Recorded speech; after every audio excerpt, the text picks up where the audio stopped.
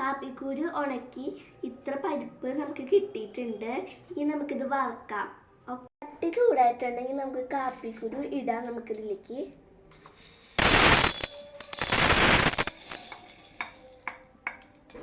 നമുക്കൊന്ന് ഇളക്കി കൊടുക്കാം.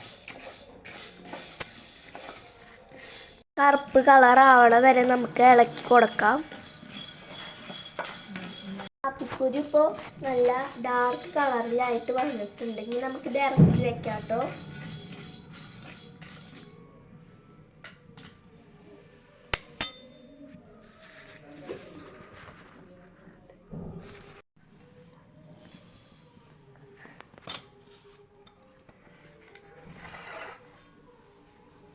നല്ല ഡാർക്കായിട്ടുണ്ട് കേട്ടോ.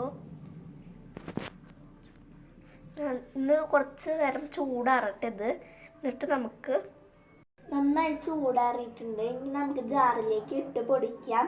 വേണമെങ്കിൽ ഞാൻ അതിലിടണില്ല. വേണമെങ്കിൽ നിങ്ങൾക്ക് ഏലക്കായും ജീരകവും ഇടാം. ഞാൻ ഇതിലിടണില്ല കേട്ടോ.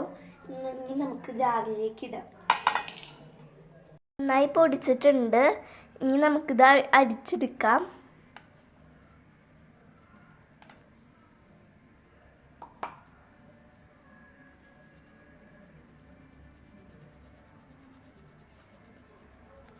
ഇപ്പം നമ്മുടെ നാടൻ കാപ്പിപ്പൊടി റെഡിയായി.